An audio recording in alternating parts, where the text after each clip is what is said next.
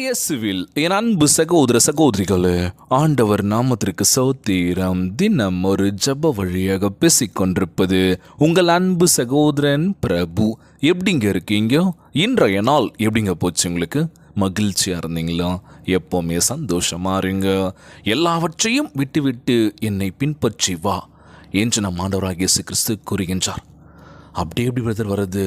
எல்லாத்தையும் விட்டுட்டு என் பின்னாடி வான்னு சொன்னால் கண்டிப்பாங்க அவருடைய வார்த்தைக்கு நம்ம கீழ்ப்படிஞ்சோம் அப்படின்னா ஏதோ ஒரு விஷயம் இருக்குது. நம்ம அவரை நம்பி அவரது அழைப்புக்கு கீழ்ப்படியும் போது பரலோக ராஜ்யத்தை பெறுவோம், நித்திய ஜீவனை சுதந்திரித்துக் கொள்வோம். இன்றைக்கு ஆண்டவர் உங்களுக்கு மட்டுமே கேட்கும் மெல்லிய குரலில் உங்களோடு பேச போகின்றார். கண்களை மூடி ஜெபிக்கின்ற வேலையில், ஆண்டவர் முழுமையாக நம்புகின்ற வேலையில் நம்ம கூட யாரோ பேசுகிற மாதிரி ஒரு உணர்வு கண்டிப்பாக இருக்குங்க. கண்டிப்பாக நீங்கள் சாட்சி உள்ள பிள்ளைகளாக இருக்கணும் அப்படின்னா, எல்லாத்தையும் விட்டு வரணும் அப்படின்னா கொஞ்சம் சிரமம்தான். ஆண்டருடைய பிள்ளையாக நம்ம இருக்கணும் அப்படின்னா கீழ்ப்படைதல் முதலாவது வேணுங்க.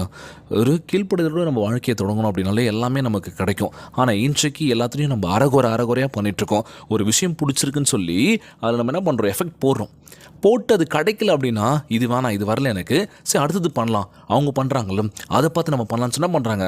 அது ஃபஸ்ட்டு நல்லா பண்ணியிருந்தாலே சூப்பராக போயிருக்கும்.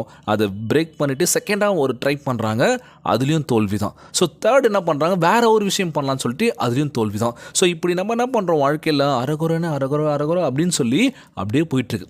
எல்லாமே முழுமையாக முடிக்க முடியல, எல்லாமே அறகுறை தான். அப்படி நம்ம பெண்டிங் வச்சுக்கிட்டே இருக்கோம்ல, அதெல்லாம் வேணாங்க. உங்களுக்கு முழுமையாக என்ன விஷயம் வருமோ ஆண்டவரிடத்தில் ஜெபியுங்கள். ஆண்டவரே, எனக்கு இது பிடிச்சிருக்கு, இந்த விஷயம் நான் பண்ண போகிறேன், இதில் நான் தோல்வி அடைந்தாலும் சரி எனக்கு தைரியத்தை கொடுங்க, மீண்டும் முயற்சி பண்ணக்கூடிய எண்ணத்தை கொடுங்கன்னு சொல்லி என்ன பண்ணுங்கள், ஜெபியுங்கள். அவரது சத்தத்தை உன்னிப்பாக கவனியுங்கள். நம்ம ஆண்டவராகிய இயேசு கிறிஸ்து பேசுகின்ற பொழுது அவருடைய சத்தத்தை உன்னிப்பாக கவனிக்கணுமா. உங்களுடைய ப்ரேயர்ஸை நம்ம ஆண்டவராகிய இயேசு கிறிஸ்து கேட்டுட்ருக்காரு. ஐயோ, என் பையன் கஷ்டப்படுறான், என் பொண்ணு கஷ்டப்படுறான், அவங்க என்ன கேட்குறான் கண்டிப்பாக கொடுத்துடலான்னு சொல்லி என்ன பண்ணுவார், கண்டிப்பாக கொடுப்பாருங்க. நீங்கள் என்ன பண்ணணும், முழுமையாக நம்பணும். ஏசப்பா எனக்கு கொடுப்பாரு, நான் பார்த்துக்கிறேன் அப்படின்னு சொல்லி. இன்றைக்கி நம்ம தைரியமே இல்லாமல் இருக்கோம்ல, பயமாகவே இருக்குல்ல, பதட்டமாகவே இருக்குல்ல. நான் ஜெயிப்பேனா வாழ்க்கையில், எங்கள் குடும்பத்தை நான் காப்பாற்றுவேனா, எங்கள் அப்பா அம்மா நல்லா பார்த்துப்பேனா, கடன் சுமைகள் ஒரு பக்கம் இருக்குது, நான் தான் என் குடும்பத்தை பார்த்துக்கணும்னு சொல்லி ஏகப்பட்ட ப்ரெஷரோட நம்ம வாழ்ந்துட்டுருக்கோம், ஏகப்பட்ட சுமையோடு நம்ம வாழ்ந்துட்டுருக்கோம். எல்லா சுமையும் நமக்கு மேலே போட்டாங்கப்பா, நம்ம என்ன பண்ண முடியும், எதுவுமே இல்லை, நிம்மதி இல்லாத ஒரு வாழ்க்கை வாழ்ந்துட்டுருக்கோன்னு சொல்லி எத்தனை பேர் சொல்லி நம்ம கேள்விப்பட்டிருப்போம். ஆண்டவரே, என் வாழ்க்கை மட்டும் இப்படி இருக்குது, நான் தினந்தோறும் ஜெபிக்கிறேன், என் வாழ்க்கை மாறும்னு சொல்லி உமக்கு முன்பாக கண்ணீரும் கவலையுமா ஒவ்வொரு நாளும் ஜெபிக்கிறேன். கண்டிப்பாக மாற்றங்கள் இருக்குன்னு சொல்லி எனக்கு நம்பிக்கை இருக்கு. ஆண்டவர் நிச்சயம் மாற்றுங்கன்னு சொல்லி கேட்கலாம் ஏசப்பா கிட்ட. அவருக்கு முன்பாக நீங்கள் ஜெபிக்கின்ற வேலையில் நிச்சயமாக நம்ம வாழ்க்கை நிலைமை மிகப்பெரிய உயர்த்த போகின்றார்.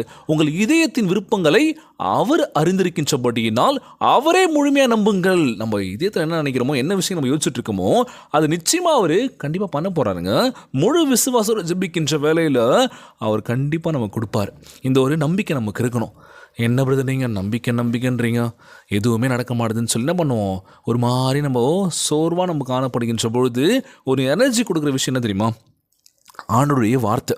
தினந்தோறும் வேதத்தை வாசிக்கணும் அப்படின்னு சொல்லிட்டு இருக்கேன். ஜெபியுங்கள், வேதத்தை வாசிச்சு பாருங்களேன்.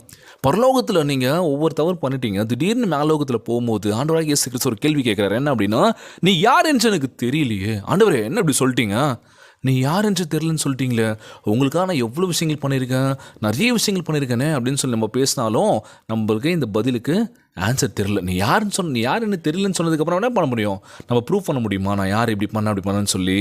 ஏன் அப்படி கேட்குறாரு தெரியுமா நம்ம ஏசப்பா? நம்ம என்ன பண்ணுறோம், வாழ்க்கையில் நம்மளை சார்ந்து நம்மளை சுற்றியில் மக்களுக்காக நம்ம யோசிச்சுட்ருக்கோம். சொத்து சேர்த்து வைக்கணும், நம்ம இந்த காசு நமக்கு வேணும், ஆடம்பரமான வாழ்க்கை வாழணும், நம்ம நல்லா இருந்தால் போதும், எதுக்கு அடுத்தவங்களுக்கு கொடுத்துக்கிட்டுன்னு சொல்லி நம்ம என்ன பண்ணுறோம், ஒரு சுயநலமாக நம்ம வாழ்ந்துட்டோம். ஆனால் ஒரு சில விஷயங்கள் பண்ணும்போது இதெல்லாம் நீ பண்ணிட்டு, சில பல தவறெல்லாம் பண்ணிட்டு, பாவம் பண்ணிட்டு, ஆனால் திடீர்னு பரலோக ராஜ்யத்தில் போகிற மாண்டவராக இயேசு கிறிஸ்து கேட்குற விஷயம் என்ன அப்படின்னா, நீ யார் என்று எனக்கு தெரியலையேப்பா அப்படின்னு சொல்லி. ஸோ பரலோக ராஜ்யத்தை நம்ம கம்பீரமாக இருக்கணும் அப்படின்னா என்ன பண்ணணும், முதலாவது கீழ்ப்படிதல். எவ்வளோ கோடியாக சம்பாரிச்சாலும் சரி, வந்த நிலைமையை மறக்கவே கூடாது அப்படின்னு சொல்லுவாங்களாம். இந்த உலகத்தில் பேரும் புகழும் நமக்கு வேணும்னு சொல்லி என்ன பண்ணுறோம், எது விஷயங்கள் பண்ணிகிட்ருக்கோம். நம்ம ஃபேமஸ் ஆகணும், நம்ம ஓன்னு வரணும், 4 பேர் நம்மளை மதிக்கணும், கெத்தாக இருக்கணும்னு சொல்லி நம்ம நினச்சிட்ருக்கோம். அதெல்லாம் வாழ்க்கை. ஆண்டவருக்கு முன்னாடி நீ கீழ்ப்படியோடு இருந்து நினச்சிக்கணும், அதுதாங்க கெத்து.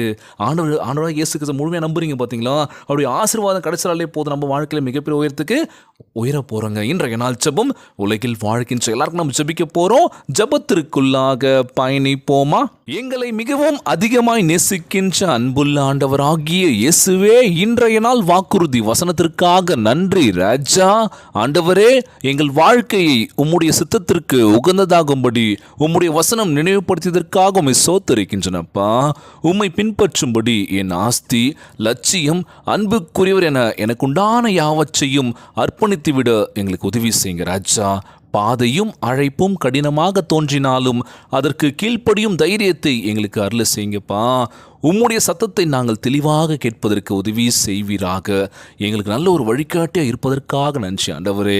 உமக்கு கீழ்ப்படிவதாகவும் உண்மை உள்ளவராகவும் எங்கள் வாழ்க்கையை அமைத்து உம்முடைய நாமத்திற்கு மகிமை கொண்டு வர உதவி செய்யுங்க ராஜா. நீர் எங்களை விசாரிக்கின்றபடியினால் இருதயத்தின் விருப்பங்களோடு உம்மை நம்புவதற்கு கற்றுத்தரும் அப்பா. ஆண்டவரே, நாங்கள் உமக்கு முன்பாக நிற்கும்போது நல்லது எது கெட்டதுன்னு எங்களுக்கு தெளிவுபடுத்துங்க ஏசப்பா.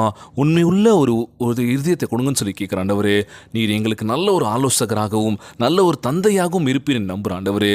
நித்திய ஜீவனை நோக்கி உம்மோடு பயணிப்பதில் நாங்கள் உறுதியாக இருக்கும்படி கற்றுத்தாங்கப்பா.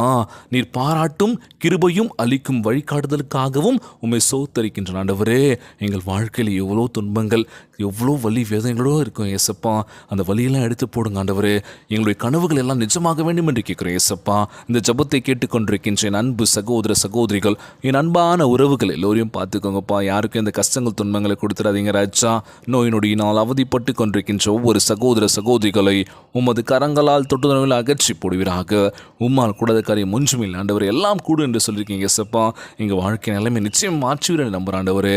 இன்றைய நாள் ஜெபம் இயேசுவின் விலையேற பெற்ற நாமத்தினாலே ஜெபிக்கின்றேன் நல்ல பிதாவே, ஆமேன் ஆமேன். இயேசுவுக்கே புகழ், இயேசுவுக்கே நன்றி. மரியே வாழ்க. God bless you all.